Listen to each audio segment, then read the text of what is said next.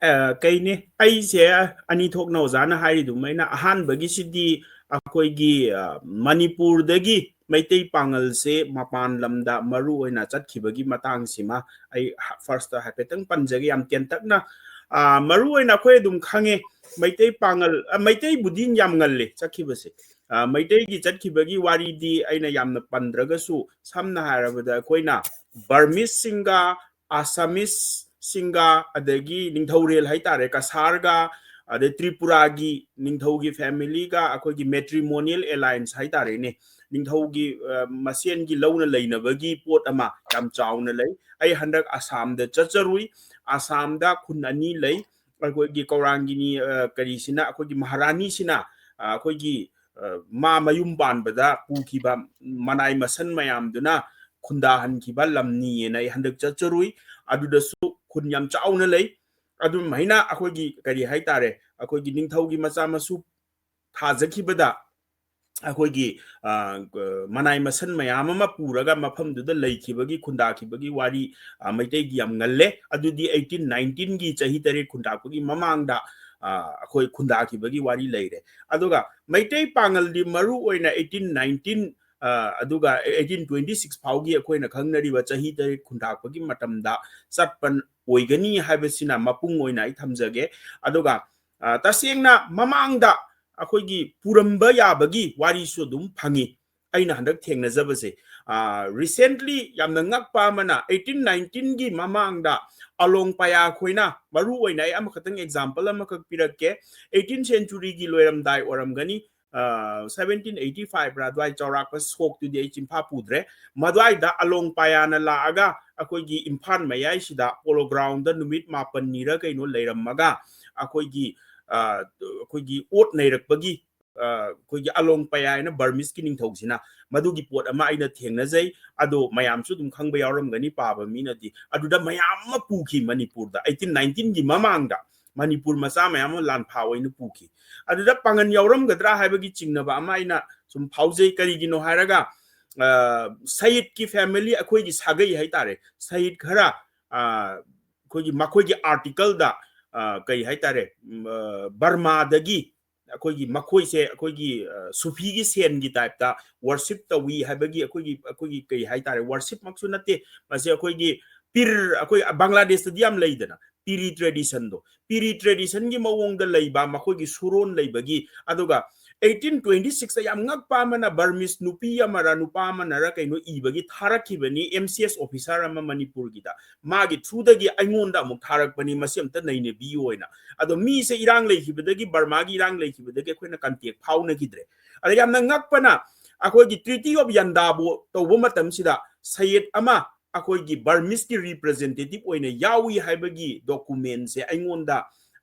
article ama phangi ado makoigi descendants se kamaina tawkhrage haiba matamda hujiki aingonda lire iba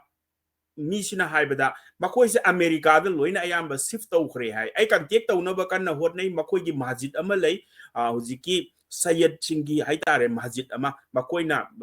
kugi America da settle tawkhraba adu aina question se am repeatedly hange makoida noi se Manipur dagi descent se nakoi se adusidagi chatkibra haibada makoina pakum chupi pirakide ado mani Burma dana muka contact se akoina phangdaba kaigino haraga saigi moida leigriba irang sina maram oiraga aduna aingonda chingnaba ama lei haibadi 1819 gi chahi tare khundakpagi mamangda akoigi Burmese singna pharaga puba da saigi akoi Manipur gi pangan jing ji so saigi lalup ki achoba section nama oiribani na makoi su pharaga puram gadra haibagi adugumba chingnaba ama document ama aisu confirm budi tawdri aduga document khara di phangjare haitare adumaina Burma rom da pharaga puki ba kangbu ama leire adagi oral tradition da akoigi amasu lei haibadi ahan ba haz chatpa nupa se akoigi Manipur dagi haitare ningthaugi ayaba lauraga haz chatluba Saudi Arab da chatluba mi sina halakpa matamda chahi taret khunda chaurjit ki matamdani mana chatlise chaurjit na maharaj oringai gi matamda halakpa matamda oral tradition gi matungina mana halakpada magi mayum gi mi singje pharaga Burmese na pukhre haibagi pau se khangakpada gi mana Burma ta na thiba chatli haibagi pot ka so dum lei oral tradition da aduma oikre aduga somda akoi gi chen gribasina akoi maidei singa loinaraga chen khibaduni ahan bada makoi kasarda leire tameng long aswai da su makoi ji ching da su lot daga lei hai barmis sing sina angak pa phangna nei khai rak pa hat na bu hona rak pa akoi gi makoi da revengeful attitude amasu yawbo mali kai gino haraga akoi ni history da theng na matam da garib niwas ki matam da barmis ki akoi sagang daga thang ga yung yalam bagi kholam bagi ekta akoi gi garib niwas na nairam bado madugi laman noi bagi type ta laman khumak bagi type ta makoina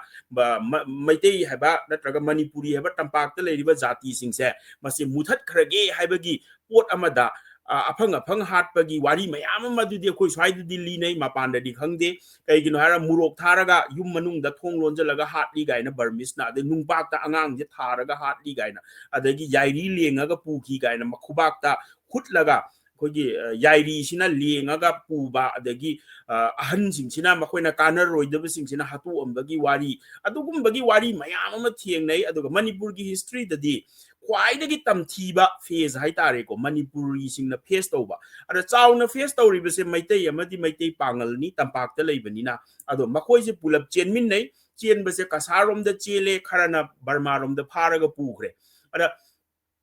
kasar dagi aina sum thizabada makoi se khara mana amuka tripura yauna chelu busu yaure tripura dagi amuka akoi gi bangladesh yaukre hujiki bangladesh haitare matam duri selhit ni ado selheta akoi gi amjad ali haibra kaino zamindar mana makoi se longla hariba mafam dal laihalli adubu pangan singsina maitei ga pulap leiminabana nungai gani haibagi khanbagira karigino makoi se mafam do lamdu pibudo thadu amaga longla dagi akoi gi banuga somda sangsan graga maitei singa pulap leiminarubagi wari ni ado masibudi mayamna loina khangaba pot ngaktani aduga aina thengnajabase yamna phajana irambada article ama khak oza naurem sana jawbagi akogi edited volume number 4 da akoina mana diaspora nei na basida akogi oza khairuddin nei na kanano di masa khangdre bangladesh tagi matam maitei pangal lamana ibani magi article da hujiki amjad ali adu yauri adugi wari mayam dusu aduna madu mayam du khotani wari haibabu adubu kasar di am chauna lehore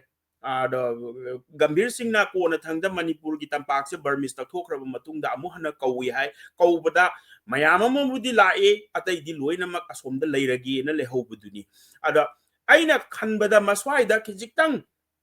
history sida aina singnajabase amjad ali sigina kaidowa matam se khara thenge amjad ali se aina magi history se thengnaba matamda magi website ka facebook page su leiba male moi family sigi petham para bra kaino asigi yam maming chatba zamindar oibani na mase ado nawab so hainei hai ado magi page se yeng matamda amjad ali hariba nupa sidi akoi gi 1819 gi matung kaya dani akoi gi amjad ali ne hingam mi sidi ado taragadi makoi se kogi koi chat luraba matungda silhet lomda chenjan haidi mafam nungai ba thirak pa haitare adu da changak pa gumbasu mali khara thengtakna aduga exactly hekta 1819 swaida 20 swaida koi si heta chilaga silheta yorubadi mandi aigi wakhanni ko mase aduna sum lam nungai ba thibadagi haitare ne sum thikibadagi sum chatkibadagi silhet yobra ina khalle aduga matam dugi geography duga yam khenare koina ngasi khalli siga international boundary leire hujikti ade silhet haibase tasengna saigi aina yamna panjaningi sina silhet haiba mafam se manipuri singi lairik tampham oiramba jaga amani ado lairik tampham jaga ni guwahati sidi konani sigi highway ga sidi kona semai ahan bada koina silhet phawraga chalammi ba akoigi kari haitare akoigi lambien olka sarot haije akoigi tongjai maril sida silhet tagi la ini silhet tagi kasar dagi akoi manipurda landaba lakpani aduna hariba lambien se akoigi yamna akoigi easily use tawramba makoina yam toina sizinaramba aduga 1819 da akoina 25 26 wai da burmese tanthokna bu honarakpada akoigi changa iba kasari ama akoigi manipur libi haitare manipur libi garib niwas ki lanmi singsina changa isisu somdagi ngaktani aduna masi chathok chasin da yamna nungai ba mafam ma oirambani na lairik laisu tambasu Manipur gi han han ba Maulana ko gi Ibadullah ga se kali Fulbari jama madrasa hai Fulbari madrasa hai ba male magi madrasa se irong de gi ni ko gi Ibadullah se han ba alim ni mana Manipur gi Maulana ni ma se ka sileta tamme aduna masidagi akoina khangmanga medudi adu kona thangdadi mayam ama chatle irabot chatle Manipur gi han hanba akogi BA Sogaijam Samorendro silheta tamak pane adagi Manipur gi Meitei Pangal da Basiruddin Ahmed hariba akogi constitution ibadaga yaurami ba interim government 1948-49 gi minister oirami ba masamak se akogi karini MC college Murari Chan college tagi passed out tawrakpani aduna Meitei dasu Pangal dasu ahan ba lairik tambase ayamana silhet lomda dharma gi oiro adagi kona thangdani Guwahati ga chatlaga tama isidi yam thengre ahan badadi silhet lomgi lamben adai akoina British ki account da thengna badasu Baskandi hariba mafam sidagi tongan mafam da chatpa yai haibagi kari amusu account amusu thengnai kaigino haraga masigi mafam sidagi akogi lamben mayam ama Guwahati rom chatke haraga su natraga Silchar romda amaromda ada silhet romda chatke haraga su Baskandi bu yauragadi haibagi pot ama akoi adum thiengnai aduna angan ba matamda silhet se akoi gidi yamna naknaramba adugumba jaga oi haidare history gi kari dadi Guwahati ga isidi yam thiengre kona thangda akoina mau lamben ga phawraga chatli bisidi yam thiengi haidare ada masumaina thamjage aduga yamna laibak thibana Bangladesh tadi akogi yamna picture agasu Meitei Pangal community se huji phawba hingdana leiri haidare ko yam phajana su ai huren ko na haizarake aina thengnarakpe experience udi aduga kasar da su Meitei Pangal sing Meitei ga yamna nungsinana culture share tawraga shared culture shared history haitare ko adugi potu lei laibak thibana Bangladesh Burma gi se ko Myanmar da ta khiba Meitei Pangal sing sidi akogi major community da loina lupsan ki badu maina tawe mase makogi aina laik pabada oza mutua bahadur koina haibada akogi kari hai kogi Burmanization naina mogi maminga se ani thon gadauba pangan maminga se sizinaba yadaba mogi local mamingi thon gadauba khotkadaba tauba aduna ayambana either akogi Burmese Muslim da onjan ki bagum bagi pot ama aduna oza mutua bahadur su Bangladesh su am toina lakpa mali aduga mana aingonda nongma oza mutuana hairakpada mana Burma da chatpa matamda mana Meitei Pangal gi khun manakta Pangal tarammi ado makoina kauraktana aise cha thakminna ba matamda makoida akogi Meitei Pangal gi culture amata udre makoisi pura Burmese ki culture ni adubu aise yam toina chatpani na makoina khangdana Manipur dai lakpani haibagi nungsibadagi makoiga cha thakminna yena mana lire adugi makhata abadi ai thoina makoigi culture duda Meitei gi natraga Manipuri gi culture do thoina udre na mana hai aduga aina makhata na mu hangbada tamuda akogi khunna makhak lei hai yam pikpa imung khara madu khak ni hai Meitei Pangal gi nature se madusu Manipur ga close oibagi more ga close oibagi oiramba yai adu mangaire akoina Mapanda chatkibagi wari se aduga kona thangdabudi England da akogi Meitei Pangal citizen oikiba akogi leire 1947 gi akogi ningtam adwaida akogi partition gi matamda chatkiba Meitei Pangal ada settle tawkiba leire adagi hujiki Saudi Arab tasu akogi sangai impham dagi Meitei Pangal ama sigre magi descendants sing macha masu sing lehauri sumaina budi lei aduga aina Bangladesh chatpagi trip se maru aina isi 2024 da 2024 hai tare 2024 gi January da chatpani aise tangkun ma thoi adwai do ram dau male hafta ama hena lei ado aina chatpase maru aina kasarda gi hobane aina yamna kuina khanjarakpa mang hai tare amtang di akogi mapan gi diaspora sing si amtang makogi leiriba yumlei kairei se na ai hana 2007-8 adwai dai chatkre chatpadi kariba Bangladesh border bhaudi chatlure kasar yaurure ai research ki namaram oiraga adagi Tripura bhau yauramme Agartala yauramme adagi border lanjalamdre aise amuka halaki adum aduga handak chaluba aigi 2024 gi journey sidi yamna ngakpa haitare aingonda yam eye opening oiba haitare hujik phawba ina wangang budu dum ai dum sizin jai kaigino haraga aina chaluba mafam singida sai oza sajat naga haiki budu oza khursid koina ga haiki ba particular oiba akogi Meitei gi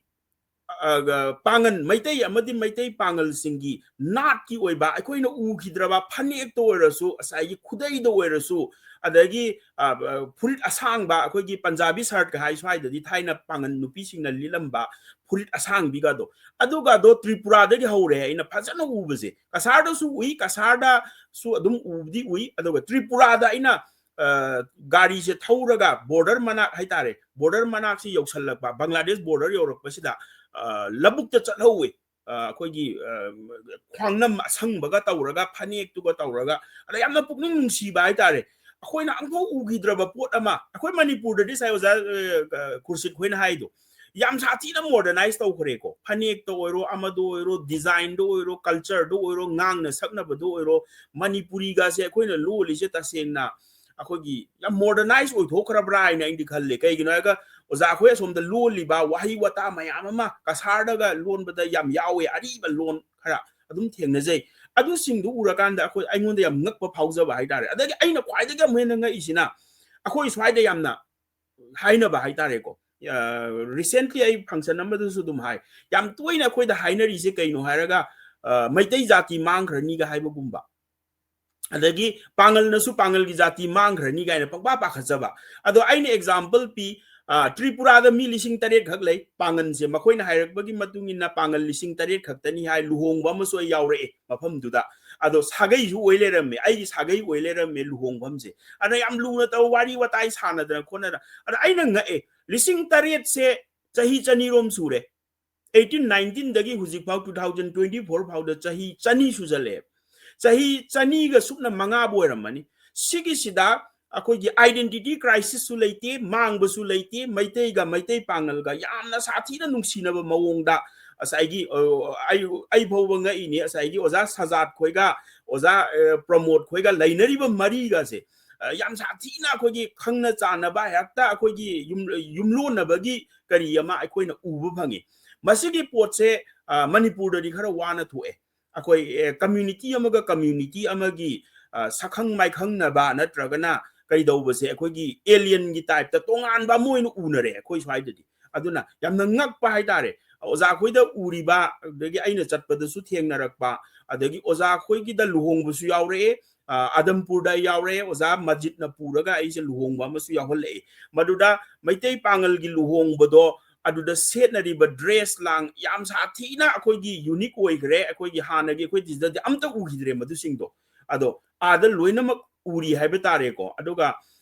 maru oina aina yamna ngakpase thabal chongba luhongbada numdangda thabal chongbase aikoigi sidadi aina khangakpada phawba leiramdre halamanna budi liramme thabal chongamme khulang isai saamme ama tawramme luhongbase numit ani tawe numdangse mayam thoktana nupa nupi akoigi isai langsai saknadana awai akhum tawnabi khotnabi thainagi wari oina tai adubu taseng na ina Bangladesh yaurura kanda Adampur da luhongba yauba kanda di saigi particular oiba aina sai tarakpa lirakpa larikta parakpa punamak do saigi mitna uba haitare pakhang macha mayam naga kogi thabal ga chongba madumakna akogi nupa nupi hekta khut painaraga yamna mawong tadaba mawong da budi nati makhoina tawribodo agu Islamic ki niyom su dum ngai adi tokhai na phaminaraga maduda kaidobu mayam do aduna yamna unique oiba akogi Meitei Pangal gi culture do Bangladesh su ure kasar da su ai hana su ure handak su ai ure dum chap manai aduga loan lida akogi ari ba loan kaya amasu dum seasonary ba male hujikse aduga madu mayam duni aduna yamna nga oza sajat khoina oza khursid oza samat makoi mayam nai koi pu puraga uhalle ado ai matam yamna kuina leidi leiramde Dhaka yorubuda matam khara mangre aina Dhaka yoningbadagi ana Dhaka se ai history ga related kitang oiba haitare ada kona de ai haijara kem aina paningba ma khatang dilai Manipurda Pangal gi revivalism haitare revivalism ma laibase chahi taret khundak pa ya mari leine naina article amadu su izabani kaigino hairaga Pangal se suthok thou udaba Mapanda ado thou urakanda asaigi ayo rokanda 1819 gi chahi tare khunda kusida pangan singchina muslim singa thengna rokanda muslim mama se kamaina tawi haiba poche moina masa khangakpa hala akanda maduna revivalist ki iho ma lakpa maulana tamhanning bagi alim tamhanning bagi pot lakpa khotpa madusu yamna interesting oibra ina di khalle aduna chahi tare khunda pase eye opening ni hai adagi meitei gi research scholar ama ai gi imanaba manasu hai chahi tare khunda pa halak badagi di Manipurda yamna angakpa society culture religion da hong ama lai na hai masi hairaga swai gi de ngakten swai da losan jage